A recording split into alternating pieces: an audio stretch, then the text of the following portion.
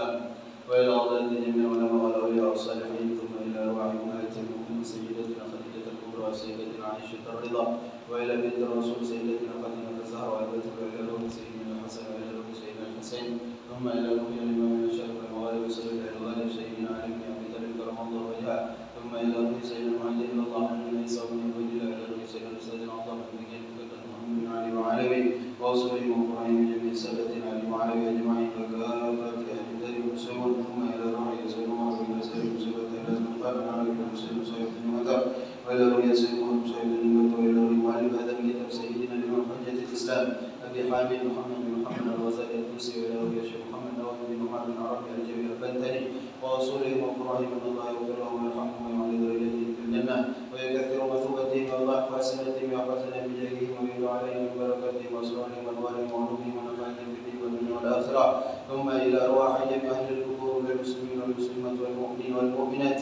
من مشارق الأرض إلى مغاربها برها وبحرها خصوصا إلى أرواح آبائنا وأمهاتنا وإخواننا وأخواتنا وأجدادنا وجداتنا وأساتذتنا ومشايخنا أن الله يغفر لهم ويرحمهم ويسكنهم الجنة برحمته ويوصل لهم من ثواب ذلك منا إليهم ثم إلى حضرة سيدنا الإمام الحمزة مسلم الحمد محمد بن محمد سالم حفظ بن الشيخ وكان مسلم سيدنا الوليد أبويا الأستاذ الحمد محمد بن نجيب محمد بن محمد بن الشيخ وكان مسلم تلميذه مسجد الولد ورب الرؤيا أبويا المؤمن المسلم علي مصطفى الدين وإلى حضرة والدينا وعلى هدينا وذرية صالحة وإلى حضرة النبي سيدنا مولانا محمد صلى الله عليه وسلم بسر الفاتحة أعوذ بالله من الشيطان الرجيم بسم الله الرحمن الرحيم الحمد لله رب العالمين الرحمن الرحيم مالك يوم الدين إياك نعبد وإياك نستعين اهدنا الصراط المستقيم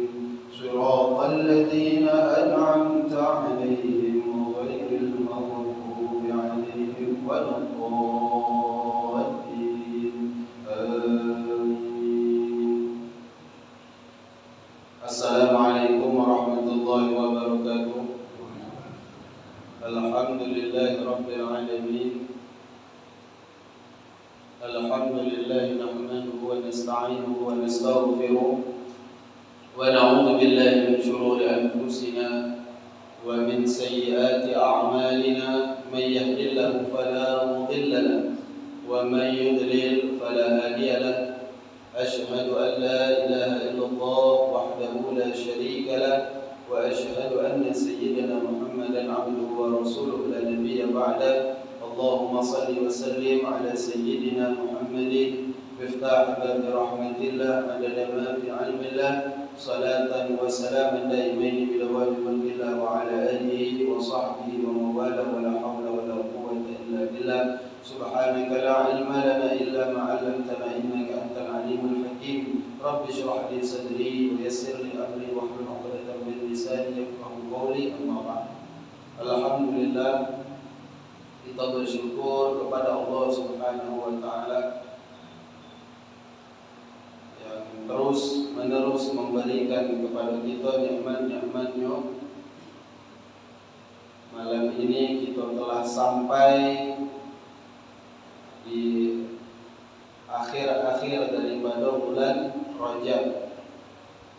Tepatnya malam ini kita masuk malam ke-25 dari bulan Rajab. Oleh karena itu selalu tak bosan-bosan kami mengingatkan kepada kita galau-galau wabil khusus kepada diri kami, mari manfaatkan sisa hari-hari di bulan Rajab ini. Kita manfaatkan untuk banyak beristighfar, minta ampun kepada Allah Subhanahu wa taala, melakukan atau membaca amalan-amalan yang kemarin sudah kita bagikan, sudah kita jelaskan. Banyak baca Rabbighfirli warhamni wa tub alayya setiap selesai salat di pagi dan petang hari, dan juga membaca tasbih yang malam ini dari malam 21 kemarin sampai pagi selesai bulan Rajab. Tasbihnya adalah Subhanallahir Rauf Subhanallahir Rauf dibaca 100 kali. Dan juga kami ingin mengingatkan Jumat Parat ini itu Jumat terakhir bulan Rajab. Jumat terakhir bulan Rajab. Dan di kertas yang membagikan kemarin ada amalan di situ yang paling bawah. Amalan dibaca di Jumat terakhir bulan Rajab ketika khatib sedang berkhutbah. Baca itu. Disebutkan dalam kitab Kanzun Najah wa Surur misalnya tentang amalan itu. Baca Ahmadur Rasulullah, Muhammadur Rasulullah. Ahmadur Rasulullah, Muhammadur Rasulullah. Berapa kali dibaca? 35 kali. Faedahnya apa? Untuk kelancaran rezeki. InsyaAllah rezeki kita selama setahun ke depan itu lancar.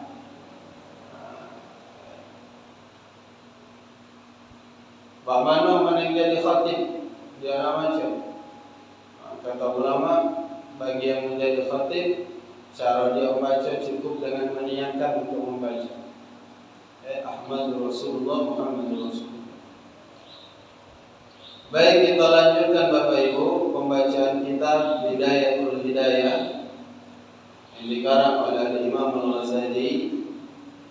Sedikit mengulangi pembahasan kita yang terakhir kemarin mengenai adab-adab bangun dari tidur dan juga beberapa doa yang diajarkan, yang dicontohkan oleh baginda Nabi SAW agar kita baca di pagi hari. Di antaranya kemarin doa Nabi SAW, Allahumma inna nas'aluka khaira hadzal yawm wa khaira ma fihi. Allahumma inna nas'aluka, ya Allah, aku meminta kepadamu khaira hadzal yawm, kebaikan hari ini, wa khaira ma fihi, dan kebaikan dari apa yang terdapat di dalamnya. Dan sebaliknya kita berlindung kepada Allah, wa na'udzubika min syarri hadzal yaum wa syarri ma fihi. Kita berlindung kepada Allah Subhanahu wa taala dari keburukan hari ini dan keburukan apa-apa yang ada di dalamnya. Termasuk tambahan dari kami, di antara amalan yang senantiasa dibaca oleh baginda Nabi SAW setiap pagi, setiap petang, baca Bapak Ibu, Allahumma inna nas'aluka min fujaatil khair wa na'udzubika min fujaatis syarr. Apa artinya? Allahumma inna nas'aluka, ya Allah, sesungguhnya kami memohon kepadamu, meminta kepadamu, min fujaatil khair, kebaikan yang datang tiba-tiba di pagi hari, kebaikan yang wujud. Pompa ada orang ngantari duit bisa, kebaikan yang datang tiba-tiba, tak kebayang-bayang hari itu nak dapat nikmat, tiba-tiba dapat nikmat. Nah, kita minta kepada Allah kebaikan yang datang tiba-tiba. Dan sebaliknya kita berlindung kepada Allah, wa na'udzubika min fujaatis syarr, dari keburukan yang datang tiba-tiba. Sehat atau dari penyakit misal, atau keburukan-keburukan yang lain yang datangnya tiba-tiba. Jadi kita ini kira-kira minta kepada Allah, mana tekannya oleh yang baik, berlindung kepada Allah dari keburukan yang datang tiba-tiba. Tadi nelpon aku wa petang tadi bertanya kitab yang kemarin yang tersebut itu, Kitab yang di situ ada doa, zikir-zikir baginda Nabi sallallahu alaihi wasallam dari mulai bangun tidur sampai tidur lagi. Lupa pula awal. Contohnya,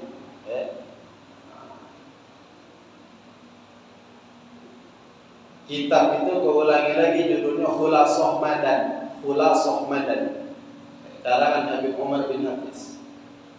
Aku baca baik nak penjualan, macam cuma dah pernah jual kitab.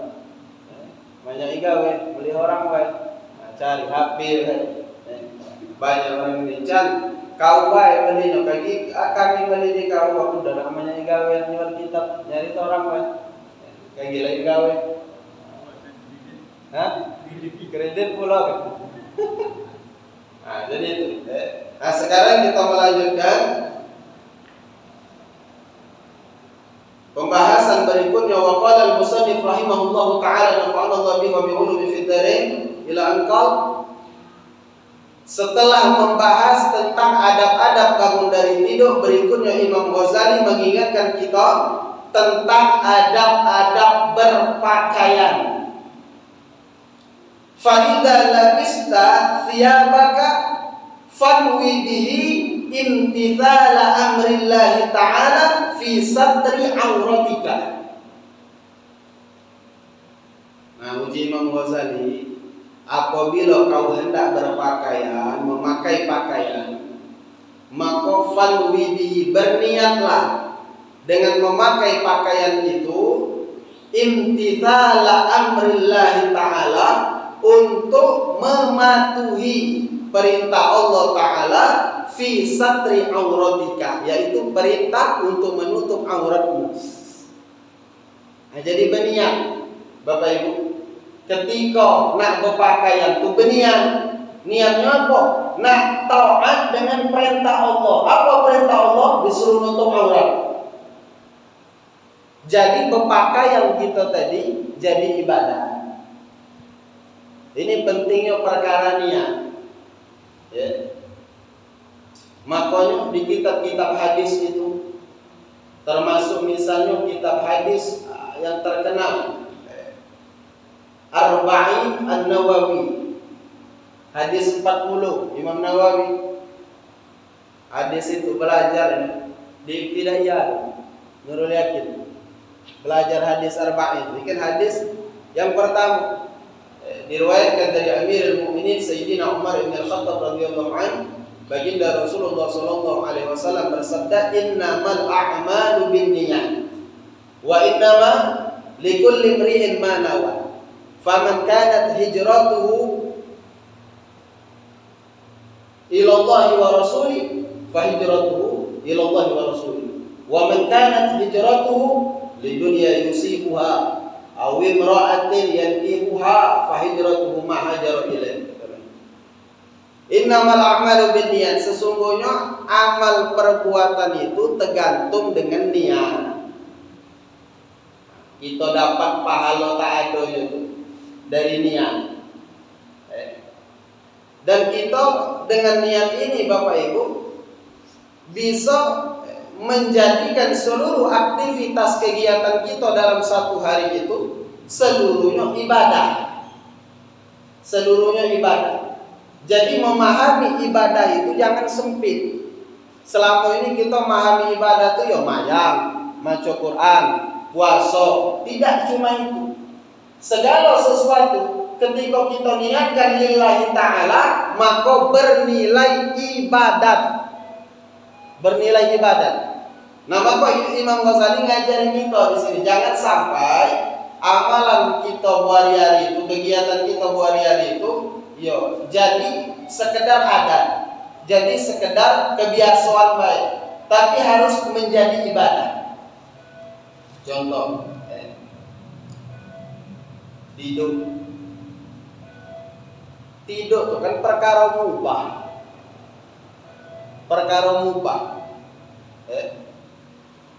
Tapi ketika kita niatkan dengan tidur itu agar badan segar, sehat, dengan badan sehat tuh baca ibadat, maka tidur kita tadi jadi ibadat.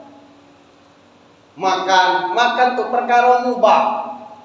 Tapi ketika kita niatkan, ya Allah aku makan dengan niat mudah-mudahan makan ini badan sehat, jadi kuat, kapan badan sehat, nak ke masjid lemak, nak ngaji lemak, maka makan yang hukum asalnya adalah mubah menjadi ibadah.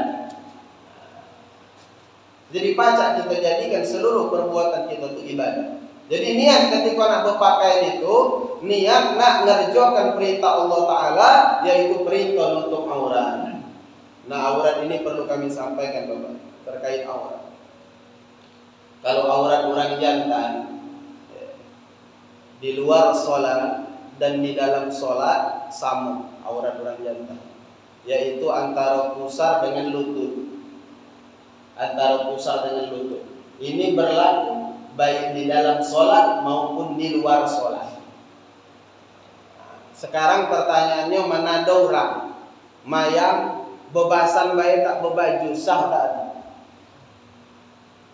Bebasan baik, pusarnya tertutup, cuma ada berbaju, sah tak ada mayang secara pakai? Sah. Karena aurat tertutup antara pusar dengan lutut. Jadi dari segi hukum pakai sah. Tapi dari segi adab tak masuk. Dari segi adab dengan Tuhan tadi tak kena. Kita baik nak berurusan, nak buat surat menyurat, nak ke Pemda, nak ke kantor apa-apa. Membak baju kaos biasa, berselop jepit, tak layani orang. Tak layani orang. Disuruh baju rapi, berkemeja, nyanyi, berpatu, agar dilayani orang tadi. Jadi nandokan kita tadi ada penghormatan dengan yang digari tadi. Kita berjanji misalnya. Ada orang ini dikit bayar apa nama yang bagus, yang pasang baju bagusnya. Malah pasang tuh reganya itu kan ada yang bawa 200. Tapi kapan jawaban dalam biasa baik. Tapi kita kecuali yang 50, pangeran itu 300. Itu tuh ustaz yang pakai yang 300 itu ibarat tadi berarti benar ada. Mayang memakai mana? Mayang tuh memakai yang murah, bagus. Yang bagus. Iya, benar. Itu udah kebalik. Iya. Pakaian kita itu ketika nak menghadap Allah itu nak belakang. Nak bagus. Iko mau baju, tak bawa mambunya. Lapor ya, tak ada sesak baju itulah. Oh itu. Pertama dari segi adab kepada Tuhan lah tak kena. Udah adab kepada manusia juga tak masuk. Apa kiri kanan tegamu. Melaba itu mampu. Maka perhatikan juga waktu masuk nak minyak itu sunnah Nabi. Tapi menduga orang nak telentang mampu. Jauh itu. Apal parah dia berdengas, berpening-pening paling. Milih yang bagus, mampu yang lemah. Jadi niatkan berpakaian itu untuk menutup aurat. Itu aurat orang jantan. Adapun aurat orang betina, aurat orang betina di dalam sholat dan di luar sholat berbeda.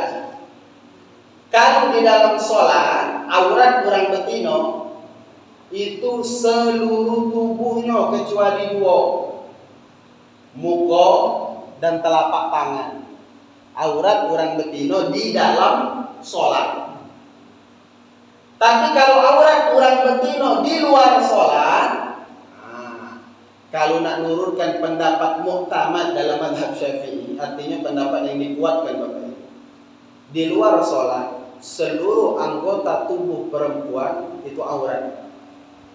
Mana nurutkan pendapat yang kuatnya. Tapi kemudian ada pendapat yang ringan, lebih ringan dari itu, bahwa sama pecah mayang tadi, yang boleh nampak dari orang betina wajah dan telapak tangan. Jadi kita kalau bertemu orang betina bercadar, tahu sana dia je. Oh, malah pecah ninja aja gitu. Jangan Bapak Ibu. Kenapa? Mana sesuai dengan hukum dia tadi yang kebenaran tuh. Benar. Man kita do nak makai yang baik itu dah, aku nak biasa baik. Ya sudah, tanpa harus mencela orang yang makai itu, yang amalkan itu. Tak boleh, itu bagian dari syariat. Nah, kayak kita termasuk terhukumi orang yang meremehkan syariat. Nah, di dalam kitab Sulamut Taufiq, Al-Imam Abdullah bin Husain bin Thahir, beliau menyebutkan perkara-perkara yang pacak buat orang murtad. Ada perkara itu berdasarkan yang ikut keyakinan, ada dari segi perbuatan, ada dari segi ucapan yang pacak buat orang itu jadi murtad. Nah, termasuk di situ dicontohkan melecehkan syariat, meremehkan syariat, mengejek syariat, pacak buat orang jadi murtad. Maka hati-hati. Nah, cuma jangan pula, walaupun kami ngomong baik, kok kamu melihat orang tak setuju, orang bercadar, woi kau ni cak murtad. Jangan mudah-mudah murtadkan orang.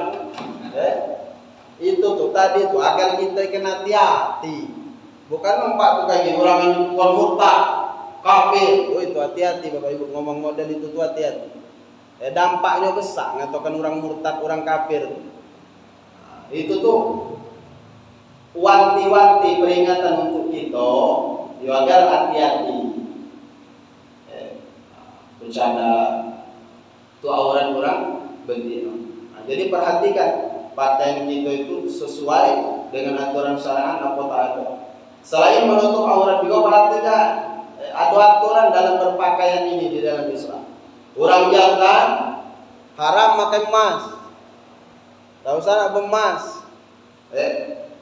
Haram hukumnya orang jantan pakai emas.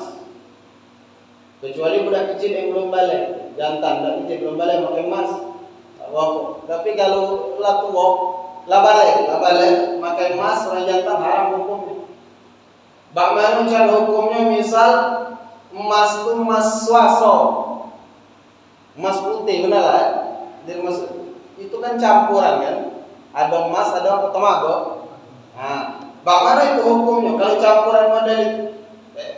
Selagi di situ ada kadar emasnya, haram. Jadi mana bercincin, ya bercincin lah cara Nabi. Nabi itu bercincin juga, tapi perak. Nah, kalau orang betina tak naruh larangan, bebas nak pakai emas bebas. Orang jantan dilarang juga pakai sutra. Pakaian yang terbuat dari sutra yang murni. Bagaimana zaman sutra itu ada campuran dengan bahan lain. Dilihat kadarnya kata ulama. Kalau kadar sutranya lebih banyak maka haram. Tapi kalau kadar yang campur itu lebih banyak tak apa-apa. Itu kalau pakaian sutra. Nah, ada juga yang galak bertanya, bagaimana cara orang mati dari gigi emas ke ciri pun tak usah. Orang bilang ini banyak begini emas baru emas ni anggaplah emas ni misalnya. Nah, bagaimana hukumnya mendiam mati? Wajib dikunciri apa tak ada? Nah, hukumnya di sini ulama merinci. Pertama Bapak Ibu kaidah, kalau dengan nak melepas itu, melepasnya susah. Emas itu dikoceri saro, sehingga kalau nak dikoceri, nak dipakai itu kan memerlukan usaha yang lebih dan akhirnya itu akan mencederai kehormatan mayit. Saro dikoceri, maka ketika saro dikoceri haram hukumnya untuk dilepas. Kenapa? Mencederai kehormatan mayit. Kehormatan mayit itu nak dijaga. Termasuk juga kami sering mengingatkan Bapak Ibu rahimahumullah, mandikan orang mati. Hati-hati. Kadang kita telangap-langap. Nak nurutkan aturan ni mandikan orang mati. Tak ada dibuka mayit itu. Dari tutup kain, nyiramnya di atas kain pula, di atas kain. Makanya dianjurkan di dalam fikih penyelenggaraan jenazah itu, kita diajarkan oleh ulama, oleh guru-guru kita, nak mandikan itu cari kain yang tipis, dites dulu sebelum mandikan. Ketika kira-kira ketika air dituangkan pacak tembus dong. Agar apa? Agar ketika masuk badannya tak perlu disingkap. Kalaupun harus disingkap, singkap seperlu kita. Udah betul-betul pulang, tak jadi nongol sepanang mangi itu terangap. Dikonyol haram hukumnya Bapak Ibu. Kajilah kapan-kapan ketika sampai pembahasan itu kita bahas. Nah, balik yang tadi, jadi kalau sarung dikucili maka tak boleh dilepas. Nah, masalah kemudian muncul ketika melepasnya mudah. Bak mana man melepas gigi itu mudah. Nah, maka disiko dirinci hukum. Kalau dia itu jantan, main dia bergigi emas itu jantan, maka wajib hukumnya dilepas. Kalau melepasnya mudah. Kenapa? Karena hukum asal orang jantan emas haram. Jadi wajib dilepas. Nah, tapi kalau mayit itu betina atau budak masih kecil, jantan tapi masih kecil, mudah melepasnya. Apakah wajib dilepas? Tergantung. Tergantung apa? Ahli warisnya. Menuju ahli warisnya, koceli, kami tak koceli, wajib dikoceli. Tapi ketika ahli warisnya, tak apa-apa. Kubur lagi gigi emas itu, kubur kan. Nah, apa beda kalau mayit betina? Karena hukum emas bagi orang betina itu boleh. Nah, ngapa mesti minta izin dari ahli waris? Karena emas tadi Bapak Ibu, baik itu mayit itu mati, bukan lagi nek mayit masuk harta waris. Teko gigi emas waris orang kan mati. Bukan bayar rumah besar mobil, naruh gigi emas ini ahli waris. Mula mati. Nah, maka kalau mayit itu betina, izin dulu ke ahli waris, menuju ahli waris koceli. Wajib dikoceli. Tapi kalau ini tak usah, maka tak perlu untuk dilepas. Nah, jadi itu balik ke pakaian tadi. Jadi perhatikan pakaian kita ini. Jangan sampai kita berpakaian itu tak sesuai dengan syariat, hukumnya haram. Jadi niat ketika kita berpakaian itu niat untuk mentaati perintah Allah Taala di dalam perihal menutup aurat. Kemudian Imam Ghazali mengingatkan kita wahdar dan berhati-hatilah an yakuna qasduka min lubsi libasika mira'atal khalqi, dan berhati-hatilah kau seandainya dengan memakai pakaian itu kau bermaksud, kau ada niat riya dengan orang, fatahsur, maka engkau akan binasa, akan celaka. Dan tak jadi riya ini Bapak Ibu bukan baik dalam hal berpakaian, segala hal tak boleh riya. Kita tak boleh riya, tapi jangan nuduh orang riya. Nganggap orang riya tak boleh. Kita jangan riya, tapi ngatakan orang riya itu tak boleh. Ngapa? Riya itu perkara hati. Tahu dari mana begitu hati orang? Apa orang pecah membol pecah riya, mati pergi urusan dia. Kita bukan. Kita yang tak jadi orang mati pergi. Kita tak baca nilai hati orang. Dan ini pernah terjadi di zaman Sayyidina Muhammad SAW, zaman Nabi kita. Ada dulu sahabat Nabi namanya Sayyidina Usamah bin Zaid radhiyallahu anhu. Ini panglima perang termuda dalam sejarah Islam. Usamah bin Zaid ini anaknya Zaid bin Haritha. Zaid bin Haritha itu anak angkatnya Nabi SAW. Jadi cucu angkatnya Nabi Usamah bin Zaid. Jadi pernah dalam suatu peperangan Bapak Ibu, Usamah bin Zaid napati ada penyusup. Orang kafir itu nyusup ke kemah-kemah orang Islam. Ketahuan oleh Usamah bin Zaid, diumbarnya orang itu sampai dapat. Baik itu diumbarnya, terdesak di pinggir jurang. Dia melaju kan campak orang itu mati. Usamah bin Zaid dari belakang nggak siap, nangkap dia. Oleh anak dapat tadi, dia kemudian mengucapkan asyhadu an la ilaha illallah wa asyhadu anna Muhammadar Rasulullah, bersahadat. Selain Usamah bin Zaid, ada sahabat lain yang minum obat. Baik itu dia bersyahadat tadi, kan menurunkan hukum. Orang bersyahadat itu haram dibunuh. Islam sudah masih dibunuhnya oleh Usamah bin Zaid. Sahabat yang minum waktu itu pemarah, kau kena bilang ngomong. Apa nada orang bersahadat haram kita bunuh, itu Islam.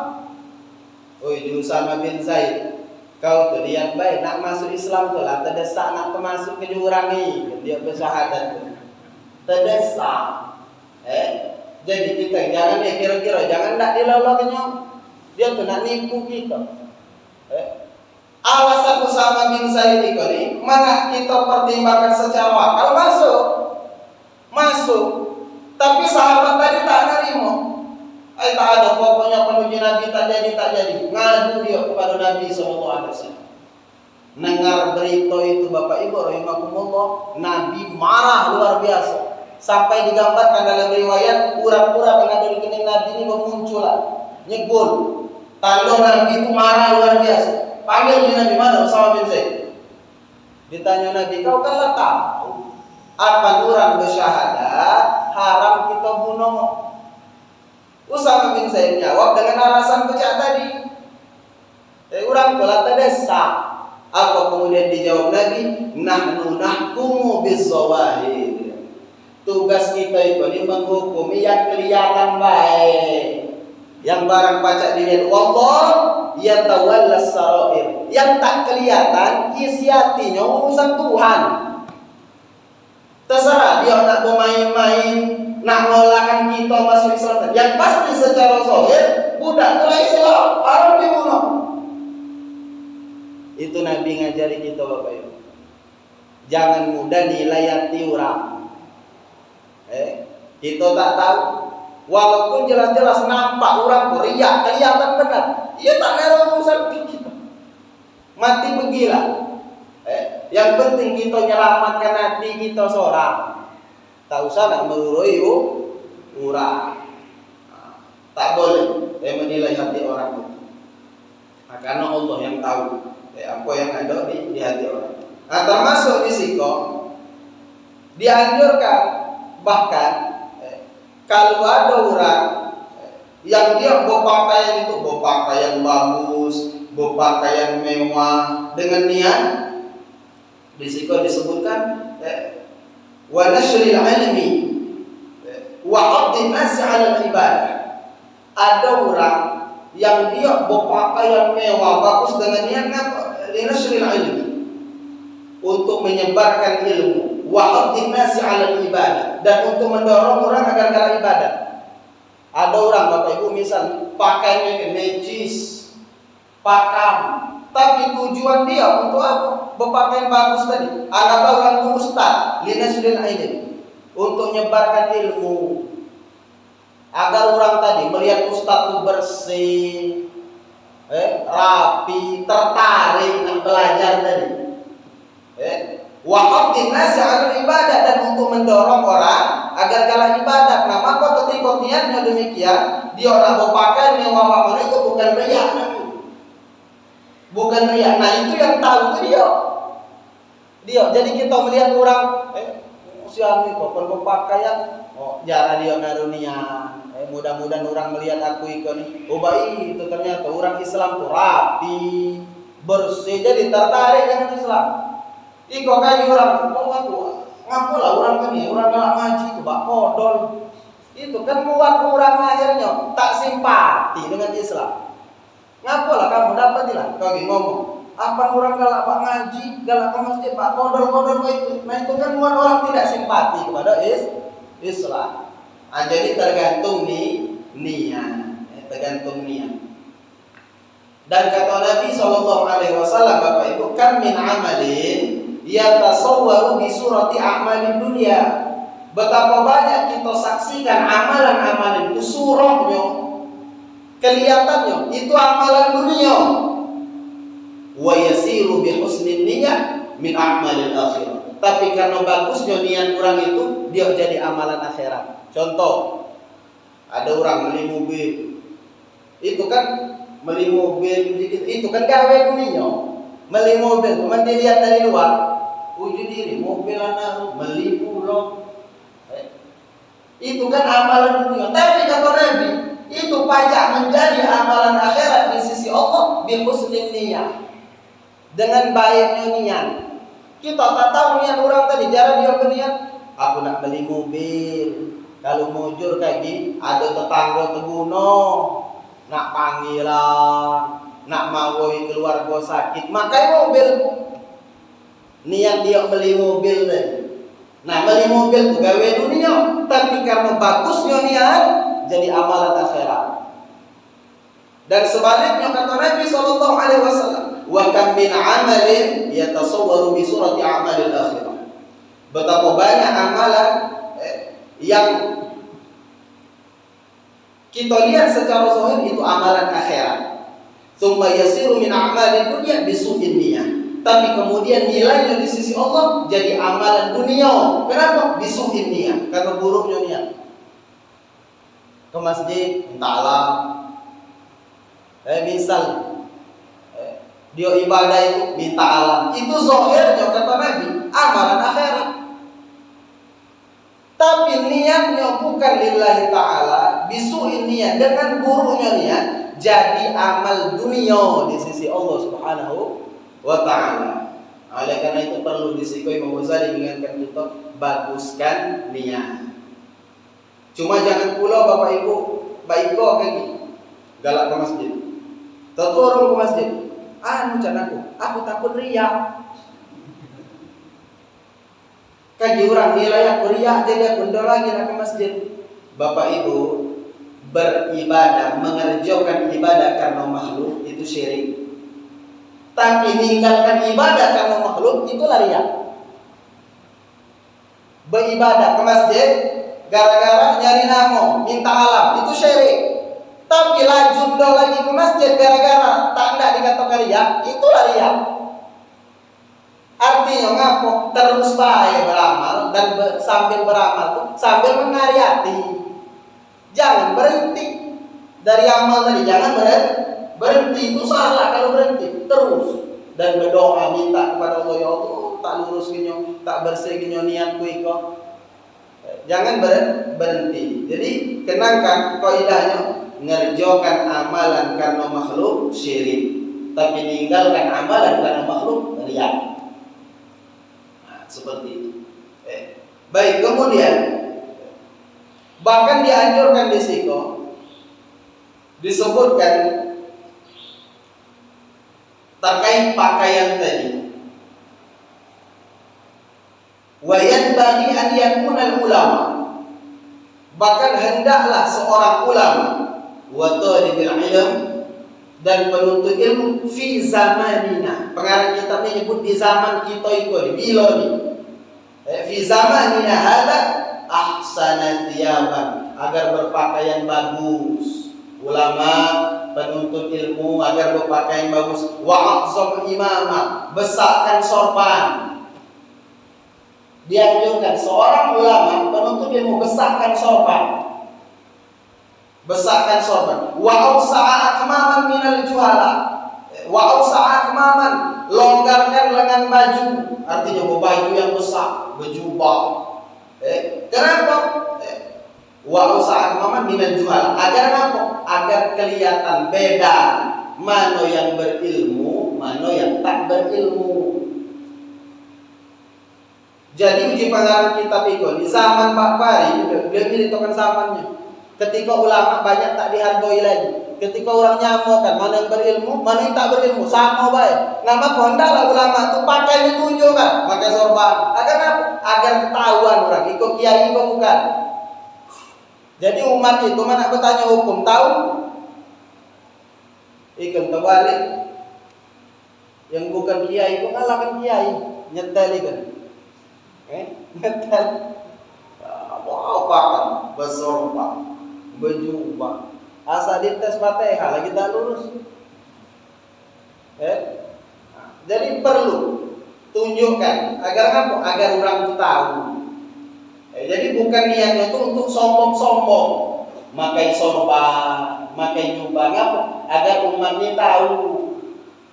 Oh, yang pernah bertanya hukum ke kiai, cuma uji petani pula sama nih lebih bingung.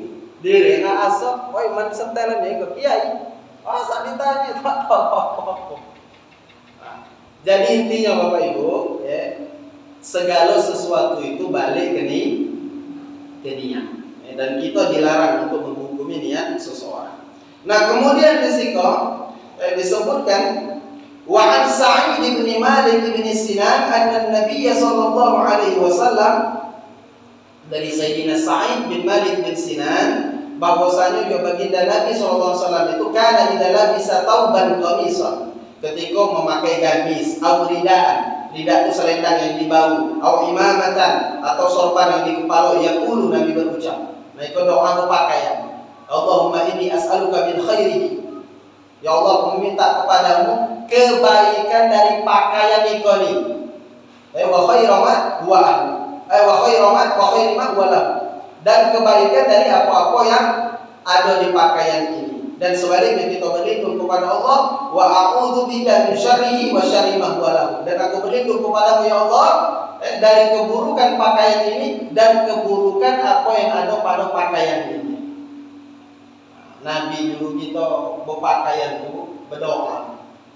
Nah, termasuk ada diajarkan Nabi untuk nak berpakaian, mamul nangan-nangan masuk tangan kanan, ngunci di tangan kiri, itu sepele tapi itu besar di sisi Allah Subhanahu wa taala. Jangan anggap sepele. Bahkan dulu guru kami Sayyidul Walid Al-Habib Muhammad Syukri bin Ali bin Syihab, beliau itu mengajari kami, kalau kamu berpakaian, telanjur berpakaian, terdulu tangan kiri, kalau terkancing, koceri, ulang tangan kanan, agar apa? Agar jadi kebiasaan. Kamu nak masuk masjid, uji beliau, terdulu kaki kiri, kan anda pun masuk masjid itu kaki kanan, mundur pula, uji beliau, ulang. Nah, ini saking pentingnya sunnah-sunnah seperti ini.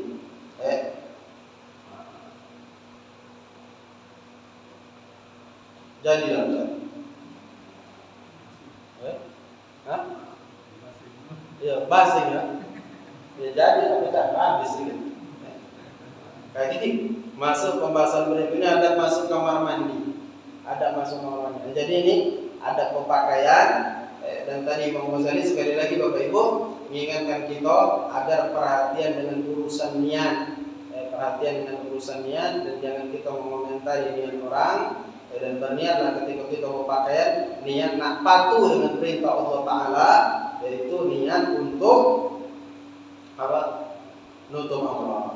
Wallahu a'lam bishawab. Ya.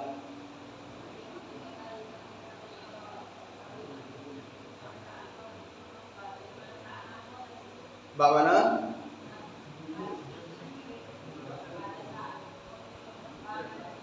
Tak kedengar.